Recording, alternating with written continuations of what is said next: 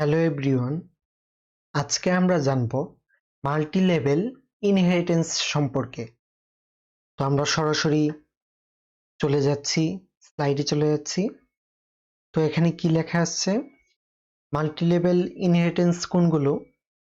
সেটা হলো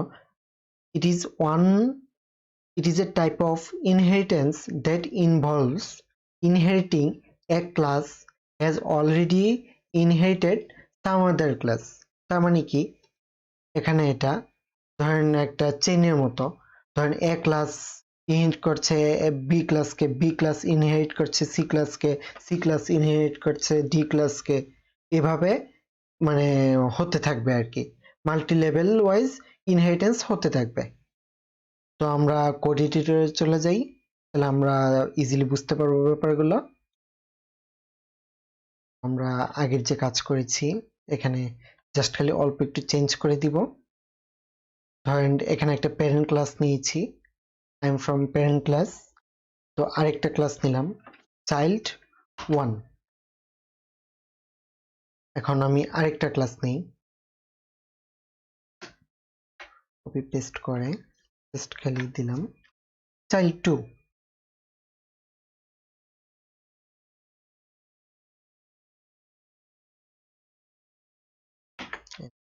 এর 3 দিয়ে দিই।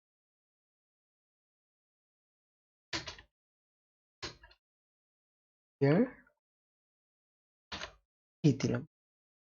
তো এখানে কি হচ্ছে, এগুলো আমরা আপাতত নিচে রাখি।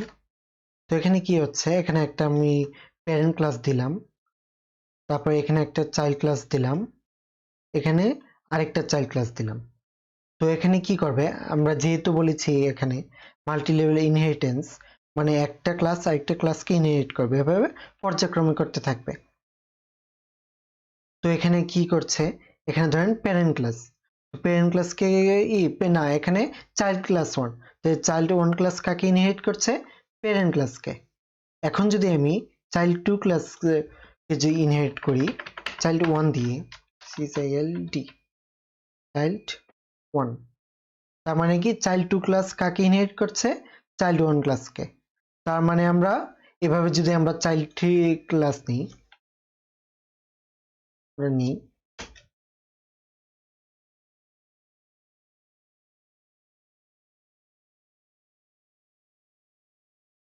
ক্লাস নিই, তাহলে কি হবে, এখানে চাইল্ড 4 tr 4 from ফার্স্ট, এখানে লিখে দিই ফার্স্ট চাইল্ড, সেকেন্ড চাইল্ড,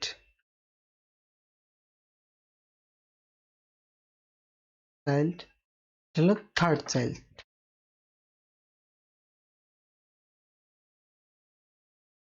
তার মানে কি, এখানে প্যারেন্ট ক্লাস, তো চাইল্ড 1 ক্লাস প্যারেন্ট ক্লাসকে ইনহেরিট করছে, তো এখানে আমি প্যারেন্ট দিয়েছি।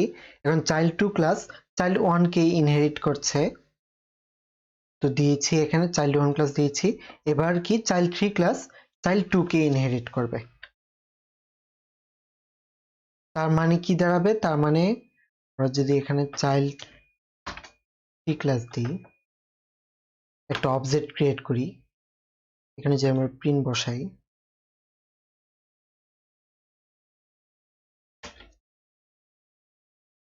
এখানে আমরা 4 দিই সুবিধার জন্য।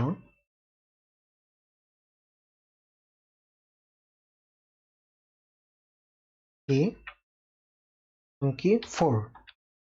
এখন যদি আমরা প্রিন্ট করি তাহলে এখানে 4টা লেখাই প্রিন্ট করবে, এখানে যে str str2 str3 str4। আমরা দেখি, এই তো এখানে I am from parent class print করছে, ফার্স্টে যে এটা প্রিন্ট করছে, তারপর I am from first child class যেটা প্রিন্ট করছে, I am from second child class এখানে এটা প্রিন্ট করছে, এরকম থার্ড চাইল্ড ক্লাস এখানে প্রিন্ট করছে। তার মানে কেন প্রিন্ট করছে, এখানে আমরা কিন্তু কি করেছি, শুধু চাইল্ড 3 ক্লাসের একটা অবজেক্ট ক্রিয়েট করেছি। তো অবজেক্ট ক্রিয়েট করার পরে আমরা জাস্ট খালি এই অবজেক্ট দিয়ে সবগুলো ক্লাসকে সবগুলো ক্লাসের ভিতরে যে প্রপার্টিজ গুলো আছে সবগুলোকে আমরা অ্যাক্সেস করতে পারছি। কেন পারছি? মাল্টি লেভেল ইনহেরিটেন্স এর কারণে। কারণ আমরা দেখতে পাচ্ছি এখানে চাইল্ড 1 ক্লাস ইনহেরিট করছে প্যারেন্ট ক্লাসকে, তার মানে প্যারেন্ট ক্লাসের সব প্রপার্টি অবশ্যই চাইল্ড 1 ক্লাসে চলে আসবে। তো ঠিক একইভাবে চাইল্ড 2 ক্লাস ইনহেরিট করছে কাকে? চাইল্ড 1 ক্লাসকে। তার মানে কি এখানে আগের যে প্যারেন্ট ক্লাসের যে প্রপার্টিস আছে এবং চাইল্ড 1 ক্লাসের যে প্রপার্টিস আছে এই দুইটা এখন কোথায় চলে আসলো? এই যে চাইল্ড 2 ক্লাসের মধ্যে।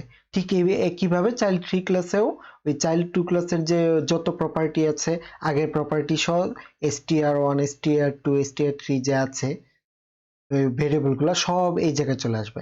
তখন যেন আমরা তখন এই ক্লাসের অবজেক্ট ক্রিয়েট করে ক্লাস 3 যে চাইল্ড যে 3 সেটার অবজেক্ট ক্রিয়েট করে আমরা সবগুলা ক্লাসের ভিতরে অ্যাক্সেস করতে পারবো।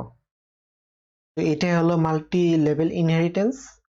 তো আপনারা এগুলো কোড যে দেখছেন দেখার সাথে সাথে প্র্যাকটিস করুন, তাহলে আপনারা খুব ভালো করে জিনিসগুলো বুঝতে পারবেন এবং এগুলো খুব মনোযোগ দিয়ে বোঝার ট্রাই করবেন। কারণ আমরা যদি রিয়েল লাইফ প্রজেক্ট করতে চাই তাহলে এইগুলোর কনসেপ্ট খুবই লাগবে, এগুলো ছাড়া আমরা সামনে এগোতে পারবো না। তো অবশ্যই আপনারা বারবার করে প্র্যাকটিস করবেন এবং এগুলো বোঝার ট্রাই করবেন। তো আজ এই পর্যন্তই, দেখা হবে পরবর্তী ভিডিওতে। ধন্যবাদ।